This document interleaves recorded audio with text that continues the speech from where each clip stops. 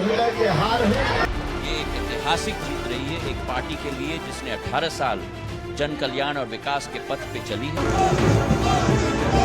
ये जीत 2024 में मोदी जी को फिर से देशवासियों की सेवा का अवसर देने की जीत है। भारतीय जनता पार्टी के कार्यकर्ताओं की जीत है, नरेंद्र मोदी के गारंटी की योजनाओं की जीत है। आज खुशी का माहौल है और मध्य प्रदेश को शिवराज ने ये जन्नत बना दिया। मध्य प्रदेश में भाजपा ने बहुमत पा लिया है, यानी कि अब सरकार एक बार फिर से भाजपा की बनेगी। किसी ने सोचा नहीं था कि भारतीय जनता पार्टी इतनी सीट लेकर यहां आएगी। आम आदमी, पत्रकारों को छोड़िए, खुद भाजपा के नेताओं ने इतने अच्छे रिजल्ट की उम्मीद नहीं की थी। आखिर ये जादू चला कैसे? कमलनाथ पर कमल भारी कैसे पड़ गई? जिस सत्ता विरोधी लहर की बात की जा रही थी, वो लहर आखिर कहां खो गई? आखिर भारतीय जनता पार्टी की जीत के कारण क्या है? आइए ऐसे 5 कारणों पर बात करते हैं जिसने भाजपा को दोबारा एमपी में सत्ता दिलाई है। कारण नंबर 1, लाडली बहना योजना। इसे लाडली लहर भी कह सकते हैं। शिव शिवराज सिंह चौहान की ये योजना मास्टर स्ट्रोक साबित हुई।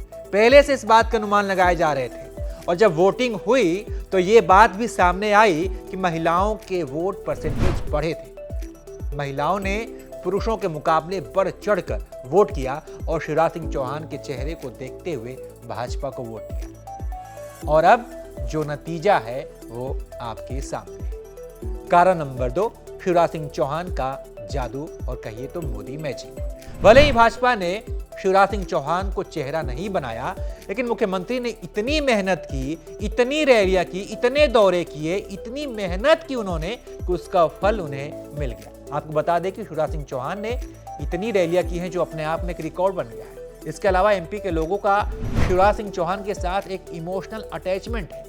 जब हम एमपी में चुनावी कवरेज पर गए थे, लोगों ने हमसे पूछा था कि भाजपा क्या इस बार मामा जी को हटाने की तैयारी कर रही है, और लोगों ने हमसे अपील भी की कि भैया समझाइए उनको।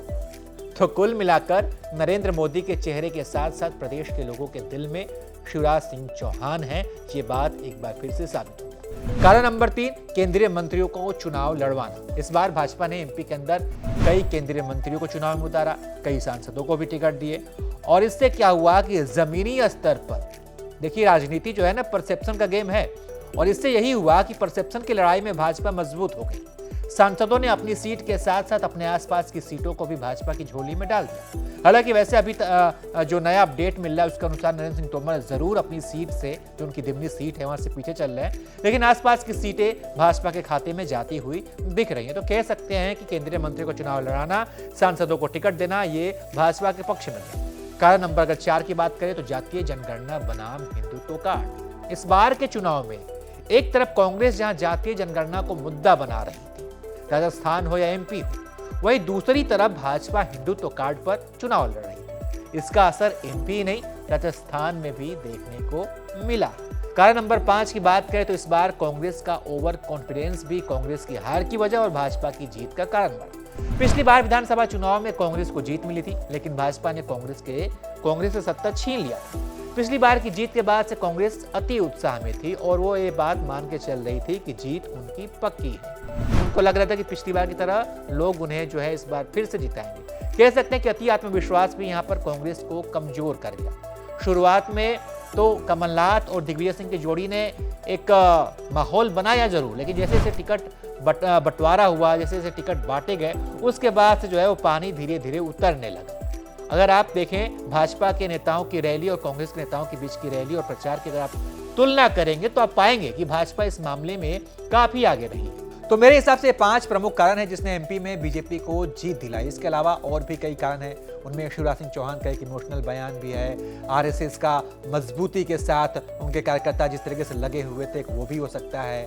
ऐसे कई चीज़ें हैं, बाकी कुछ कारण और भी जो आपके दिमाग में हो, जो आपको याद हो, तो उसको कमेंट कीजिए और हमें बताइए। बाकी आप तमाम अपडेट्स के लिए आप देखते रहिए एबीपी लाइव।